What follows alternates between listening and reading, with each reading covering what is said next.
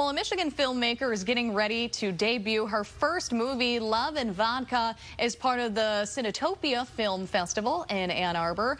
The film is described as a madcap, culture clash Ukrainian-American romantic comedy. The director and co-screenwriter of Love and Vodka, Heidi Philipsen-Meissner, is here with us now to talk about the movie. Heidi, thank you so much, first off, for being here. Ali, thank you so much for having me. Of course. So first off, what is this movie about, without giving anything away, of course? Well, it's really a love note, right? It's a love note between Michigan and Ukraine. It's about a Michigan guy falls in love with a Ukrainian exchange student, and in our case, Bay City, follows her over to meet her family. Madcap, fish out of water, everything that could go wrong does go wrong.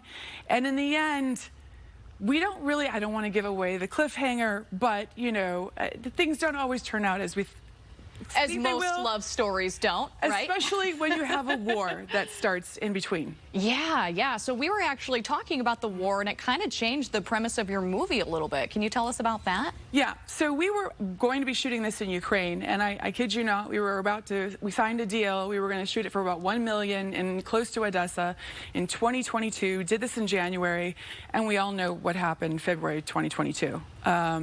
So after that, I kind of I had no choice, and all I really thought about was my producer over there had to send his family away, was fighting for his life. Ugh. There really was no space for me to feel sorry for myself as a producer director.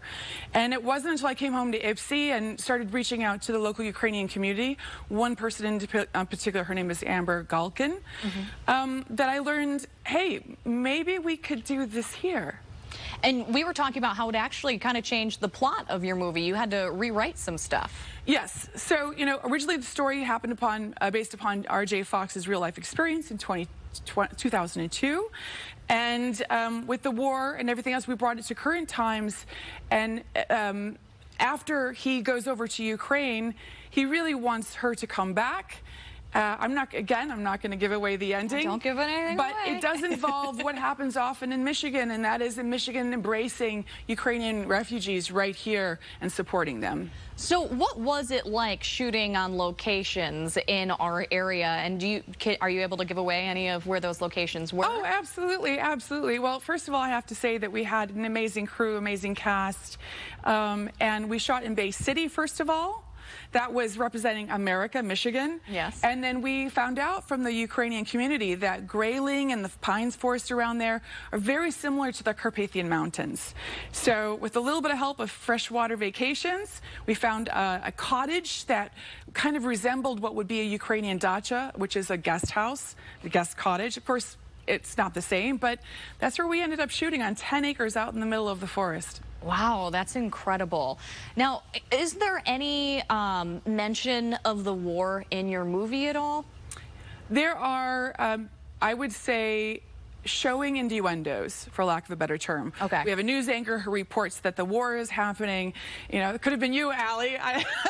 Yeah, no, it could, you know. It's been, you know, I remember when it first started, yeah. and you know, it's just, you know, your hearts are heavy for so many people impacted. Yes. You know, and it's hard because it's like you're telling this love story, and love is, love can be funny, love can be so many things, yes. But it can also just like overcome. You know? Well, that's just it. When we did reach out to the community, we asked them, I said, look, I don't want to make this if this is going to be seen as something that's really not appropriate right now. Yeah. And they said, we were at the American Archives and Museum in Hamtramck, and a lot of them said to me, Heidi, you know, we need this right now. We need this so desperately because we want to be remembered for family, for love, for home, for outreach and coming together. Aww. And so at the end of the day, that's what this is about. And real quick, what do you want people to take away from seeing this movie? I want them to see how important this state is for the rest of the world. What we do, we have organizations like Samaritas, like the JCC. We have so many people who open their arms, their homes, everything to the immigrants in refugee status like Ukrainians, and they give them a place to start and the ability to have hope. And that is so essential. It's part of our community here. It's what Michiganders are all about, and why I couldn't be more happy to be here doing this with you right well, now. We can tell how much this means to you.